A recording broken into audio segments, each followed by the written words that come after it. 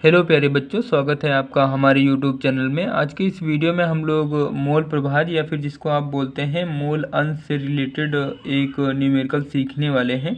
इस प्रकार के क्वेश्चन काफ़ी ज़्यादा इम्पॉर्टेंट रहते हैं और आपके बोर्ड एग्जामिनेशन में काफ़ी ज़्यादा बनते हैं और हाफ ईयरली एग्ज़ाम में भी पूछे जाने की संभावना इनकी रहती है। तो हम लोग इनको स्टेप बाय स्टेप सभी न्यूमेरिकल्स को मैं सॉल्व करा रहा हूँ पूरे चैप्टर्स के। तो आप हमारे चैनल को सब्सक्राइब कर लीजिए और इस वीडियो को ज़्यादा से ज़्यादा अपने फ्रेंड्स में शेयर करिए ताकि वो भी सभी न्यूमेरिकल्स को सीख कर अच्छे अंक प्राप्त कर सकें अपने हाफ ईयरली या फिर बोर्ड एग्ज़ाम में।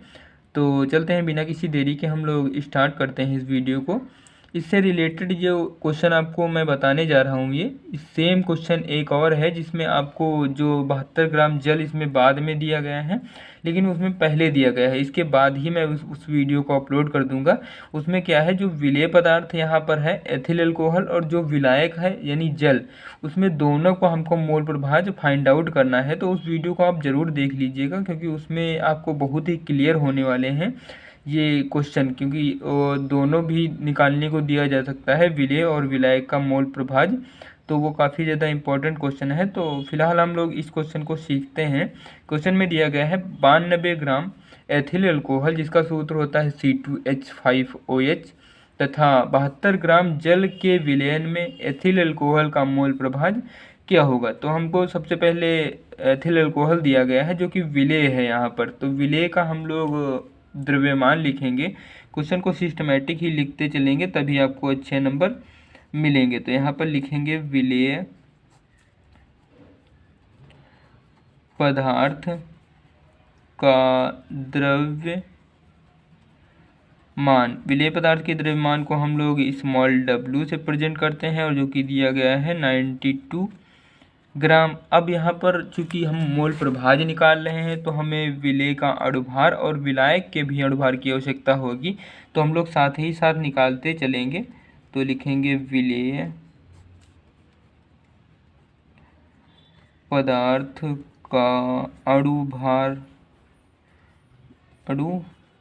विलेय पदार्थ के अणुभार को हम लोग स्मॉल m से प्रेजेंट करते हैं और जिसका भी अणुभार निकालते हैं उसका हम छोटा सा सूत्र लिख देते हैं। जैसे एथिल अल्कोहल का निकालते हैं तो एथिल अल्कोहल का सूत्र होता है C2H5OH, जहाँ पर कार्बन का जो परमाणु भार होता है वो 12 होता है और चूँकि यहाँ पर 2 कार्बन परमाणु है तो 2 से गुणा करेंगे और प्लस में हाइड्रोजन का होता है 1, चूँकि यहाँ पर 5 हाइड्रोजन है तो 5 से गुणा करेंगे और प्लस में ऑक्सीजन का होता है 16 और फिर हाइड्रोजन लगा है तो प्लस 1 हो जाएगा। फिर आगे इसको सॉल्व करेंगे तो 12 दूना 24 प्लस में 5 एक 5 प्लस में 16 और प्लस में 1 हो जाएगा। फिर इसको टोटल करेंगे तो ये आ जाएगा 46 ग्राम प्रति मोल में इसको व्यक्त करते हैं जो कि इसका मात्रक होता है। अब यहाँ पर हमको दिया गया है 72 ग्राम जल। जो जल होता है वो सार्वत्रिक विलायक होता है, भले ही उसकी विलयन में मात्रा कम क्यों ना हो। तो यहाँ पर जबकि देख सकते हैं जो विलेय है 92 ग्राम दिया गया है,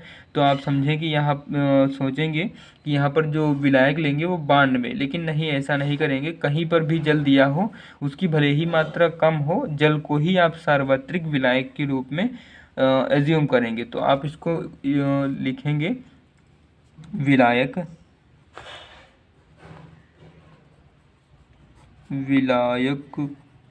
का द्रव्यमान। विलायक के द्रव्यमान को हम लोग कैपिटल W से प्रेजेंट करेंगे तो कि हो जाएगा 72 और ग्राम। और यहाँ पर जो इसके अणुभार की आवश्यकता होगी तो आप सब लोग जानते हैं कि जो विलायक पदार्थ है वो जल है। विलायक का अणुभार,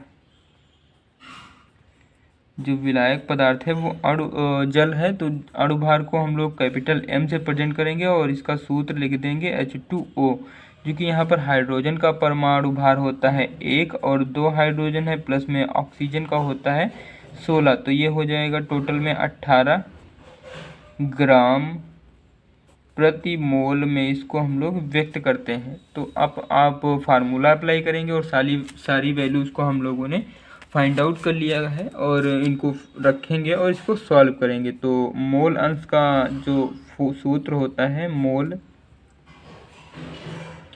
अंश इज इक्वल टू, जिसको हम लोग, चूँकि यहाँ पर हम एथिल अल्कोहल का निकाल रहे हैं जो कि क्या है, विलेय पदार्थ है, तो विलेय के मोल अंश को हम लोग एक्स ए से प्रेजेंट करते हैं, जिसका सूत्र होता है स्मॉल एन अपॉन में स्मॉल एन प्लस में कैपिटल एन। अगर आपको इसको और सिंप्लीफाई करके लिखें आप इस सूत्र को, तो आप कुछ इस प्रकार लिख सकते हैं डब्लू स्मॉल डब्लू अपॉन में स्मॉल एम और पूरे का बटे स्मॉल डब्लू अपॉन में स्मॉल एम और प्लस में कैपिटल डब्लू अपॉन में कैपिटल एम, आप इसको लिख सकते हैं। फिर सारी वैल्यूज़ को हम इधर ही इसमें पुट करेंगे और इसको सॉल्व करेंगे। स्मॉल डब्लू की वैल्यू क्या है, यहाँ पर हमारे पास 92 है, जबकि स्मॉल एम की वैल्यू जो है वो 46 निकल कर आई है। तो ये हो जाएगा 92 बटे में 46 और ये पूरे का बटे फिर वही रहेगा 92 बटे 46 और प्लस में कैपिटल डब्ल्यू की वैल्यू जो है वो 72 है और कैपिटल एम की वैल्यू है 18। तो ये हो जाएगा 72 बटे में 18। हम जानते हैं 46 दूना 92 होता है, तो 2 बार में कैंसिल हो जाएगा, और जबकि 18 चक्कू 72 होता है, तो ये 4 बार में कैंसिल हो जाएगा। तो इसको हम लोग इस प्रकार इस तरफ समझ लेते हैं। तो ये हमने इस तरफ इसको लिख लिया 2/1 और ये पूरे का बटे 2/1 और प्लस में 4/1। तो हम लोग हर समान है तो इसको सेम ही रहने देंगे। तो 2/1 बटे में 2 प्लस में 4/1, 4 2 6 नीचे का हो जाएगा, तो ये हो जाएगा 2/1 और पूरे का बटे 6/1। आप इसको पलट देंगे, जो हर है ये पूरा टर्म जो हर है इसको, जो अंश है उसको हर बना देंगे और जो हर है उसको अंश बना देंगे, कुछ इस प्रकार 2/1 गुणे में, और ये जो 1 है वो ऊपर ले जाएंगे 1 और 6 नीचे ही रहेगा। तो 2 1 2 और 2 3 6 हो जाएगा। तो आप इसको और जब आगे सिंप्लीफाई करेंगे यानी भाग देंगे तो 1/3। अब 1/3 को जब हम लोग भाग देंगे तो 0 लगाया तो यहाँ पर भी 0 बढ़ जाएगा। आप जानते हैं कि 3 तरफ का 9 होता है, यानी दशमलव के बाद 3 3 3 बार में चलता रहेगा और ये बार लगा देंगे तो इसी प्रकार चलता रहेगा। तो ये आपका आंसर हो जाएगा, जो कि विलेय पदार्थ का मोल अंश या फिर मोल प्रभाज हमको मिल चुका है। तो यही हमारा आंसर होगा। आई होप ये वीडियो आपको अच्छे से क्लियर रहा होगा। इसी प्रकार के वीडियोस पाने के लिए आप हमारे चैनल को सब्सक्राइब कर लीजिए। मिलते हैं किसी नेक्स्ट वीडियो में किसी नए टॉपिक के साथ, तब तक के लिए जय हिंद।